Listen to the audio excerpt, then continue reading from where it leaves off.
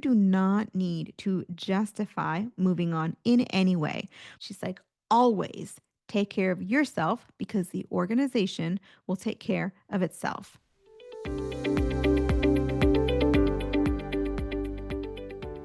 Let's talk about choosing growth without burning bridges so that you can have what you really want in your career without having to be safe but not satisfied. Be comfortable because you're not rocking the boat, but also not really having what you want. And I mention this because I had a recent conversation with a client where they said something along the lines of, I know this is a stepping position, a stepping stone. However, I don't want to burn any bridges. So I'm going to stay here for about 3 years.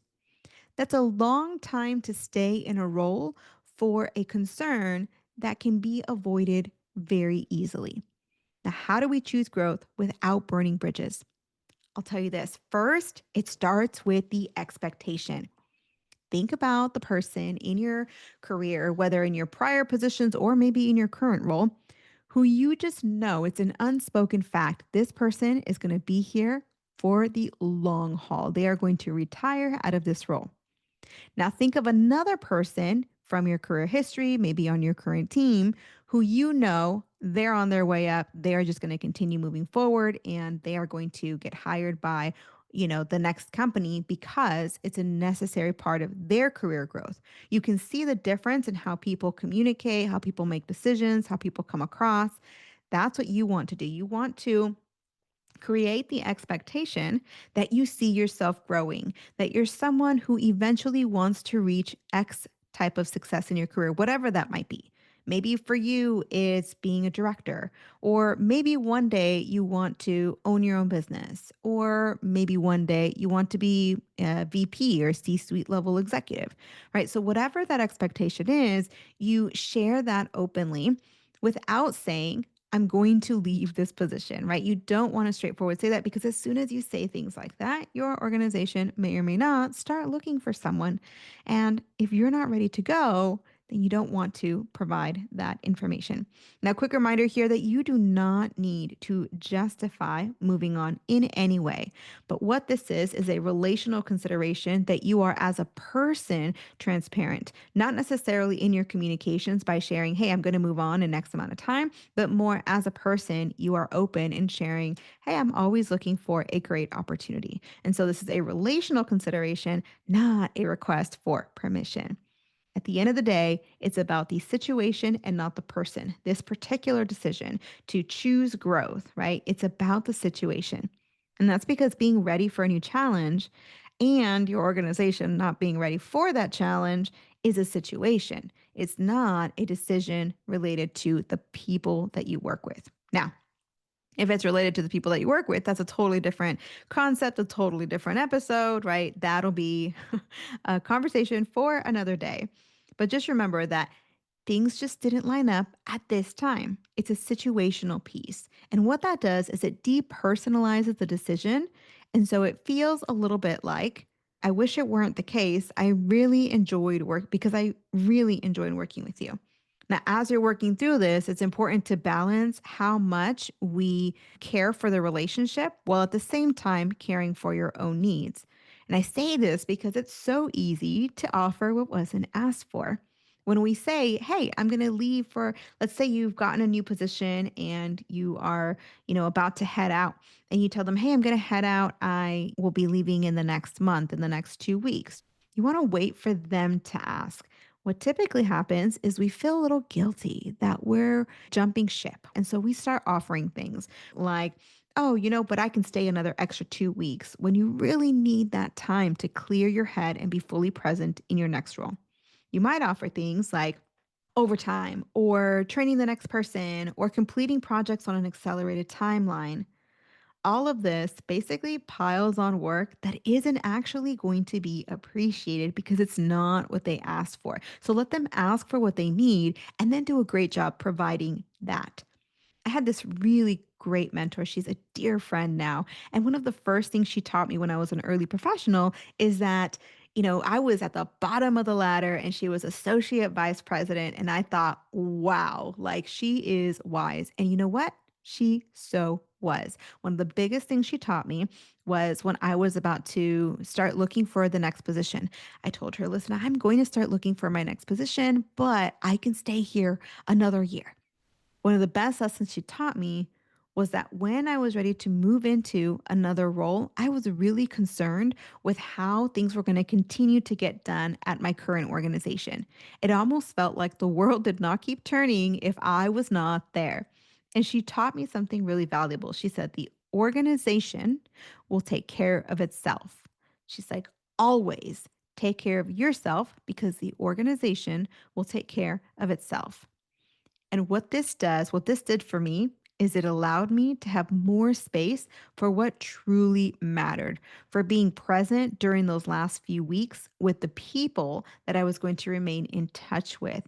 And it's a reputation with people that brings you back to more opportunities in any particular space, whether it's at that organization or at an organization that one of those people is going to be at later.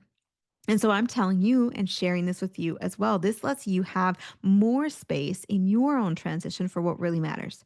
Now, listen, things that don't matter are loose ends. Everybody expects loose ends.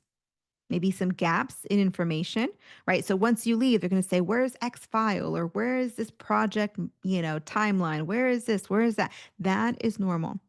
Having to train someone, that's normal. And all other inconveniences from you leaving, all of these are 100% expected. And they're so easily forgotten. And they're easily forgotten because there's going to be more work. It's like a checklist that is eternal. And so you checking off a couple more items on that checklist is going to be quickly forgotten and overshadowed by all the other checklist items that are going to be added the very next day after you're gone. Instead, what really matters, what people will remember, are things like one on ones with them before you left. It's things that help them to understand that you focused on the relationship and you focused on them and not on the work. You acknowledge your work together, you see them as valuable colleague, you stay in touch for future mutual wins or mutual collaborations. And this also allows you to be clear headed for your interactions with them as you pass on work. Because here's the thing, there's a big difference between doing a lot of work and doing the right work. And being able to transition well means that you're doing the right work. And the right work means that you're figuring out strategically what are the pieces of information or what are the transitional projects that I need to get done in order to make this a smoother process for the people that are going to be at the organization after I leave, right? Oftentimes we want to finish everything, answer every email, do all the things, right? You got to let some things go so that you can have a clear head and clear communications for the things that really matter. And this comes across as being considerate because, again, when you leave, when you talk about burning bridges, we burn bridges with people, not with organizations. Burning bridges is relational. It's not related to the company. And so when you're thinking of burning bridges, you're thinking, I don't want to mess up this relationship. I don't want to scar my reputation with these people. So let the work go because the organization will take care of it. Focus on the people. I'm going to give you 4 quick things you can do as you transition out of your role. And that will help you to, again, choose growth. So move on, but still keep the relationship. So without burning bridges. First is to clearly express intent to stay in touch. This is when you literally say the words, hey, I want to stay in touch. Let's connect on LinkedIn. Let me, here's my personal email, right? Second, schedule a catch up with them in 90 days. So if your last day is September 1st, then your catch up with them, you want to schedule it for sometime in, what is that, November, maybe even December. And before you go, connect with them on LinkedIn, send them a quick little message. And finally, add them to a growing list of contacts that you'll reach out to later to make sure that you keep the conversation going. Listen, life changes and work comes and goes, and you need to do what you need to do for your family. It's okay to do a great job for a specific period of time, and then you can feel excited about a whole new opportunity. Then you can move on from that work, all while keeping the relationships and exchanging guilt and worry for celebration. And it is such a joy to work through every upward movement, to work through all of these conversations. But of course, they are so much more effective when it is in a coaching context with your specific situation and finding the way forward that feels most authentic to who you are. And I totally get it. You might be thinking, yeah, that sounds great. That sounds great, Patricia, but it's not really in my budget. I just can't afford it right now. But here's the thing, there's purchases where the product is used up and the novelty fades and the return isn't there. But our program's not actually a purchase. Our program's an investment with a return on your investment, whether it's for your next role, making sure that it's your best possible offer, whether it's in your future earnings and career and life success, or whether it's in your personal fulfillment that you know you need to be more intentional about this role. If you're at one of life's major turning points, then this program is designed specifically for you. And this is honestly one of the best investments when it comes to coaching because we include a combination of on demand content that you can view whenever you've got the time, but also live one on one coaching and a structured system that creates seamless action for you and teaches you how to build a valuable skill set hands on, all while landing a higher paying role. Imagine there's this mountain that you have to climb, and no matter what, you have to climb it. You have to get into your next role. And so, this is such a great opportunity to leverage this in order to get a better return.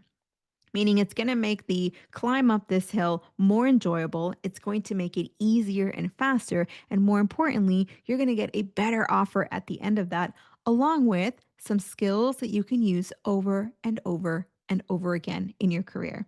So, if you're interested, want to hear more, I invite you to schedule a conversation with me, and the link is in the description to get that started. And of course, if you've got questions, I would love to connect. Just reach out to me on LinkedIn. I've got that link in the description as well. Okay, so let's continue our conversation on mental fitness for the job search in 2 weeks. And I'll meet you back here to talk about how you can help clients get motivation on demand so that you can do your absolute best work from a place of desire and inspiration. I'll see you then. For now, I'm praying for y'all, and we'll see you on the next one. Hey, thanks for listening. I really appreciate you spending time with me today. If you found this episode helpful, please tap the 5-star review on the show's homepage in your podcast app. It would absolutely make my day, and it helps others discover the Uncommon Career Podcast. Now, to download your free career resources and learn how I help seasoned professionals land amazing offers in as little as 90 days, click on the link in the description or go to theuncommoncareer.com. Thanks again, and I'll see you on the next one.